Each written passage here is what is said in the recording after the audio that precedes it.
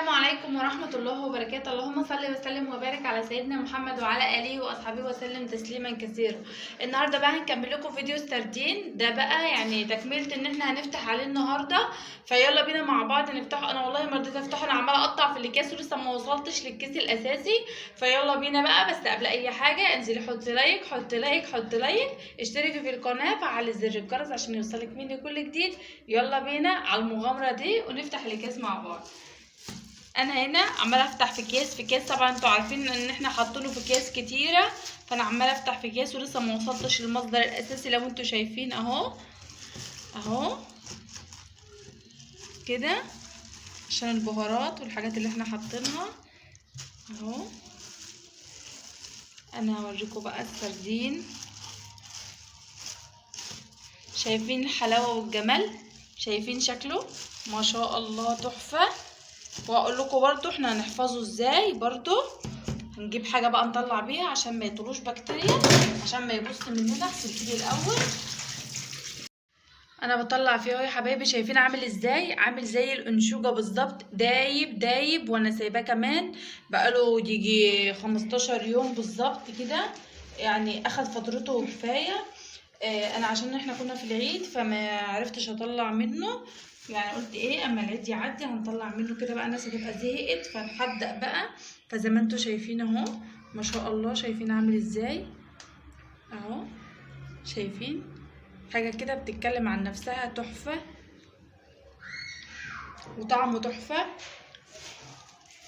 جميل. جربوه الطريقه دي، حلوه قوي قوي قوي قوي.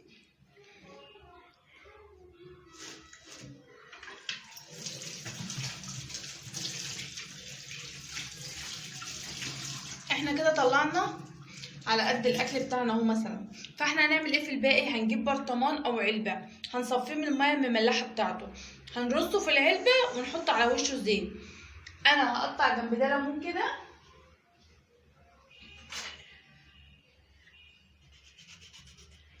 اهو اهو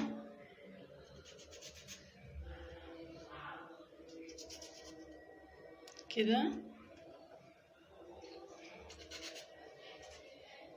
عايزه برضو اللي تحفظيه ده تحطي عليه ليمون وزيت، مفيش اي مشاكل. وعيني بحاله كده، ولا تشيلي راس ولا تشيلي اي حاجه منه، الزيت بس عشان تحميه اهو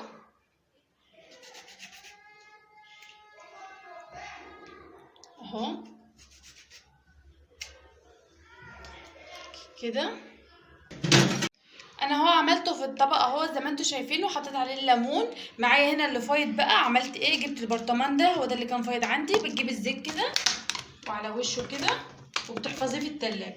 طول ما انت حطاه في التلاجة صدقني مش هيجراله اي حاجه.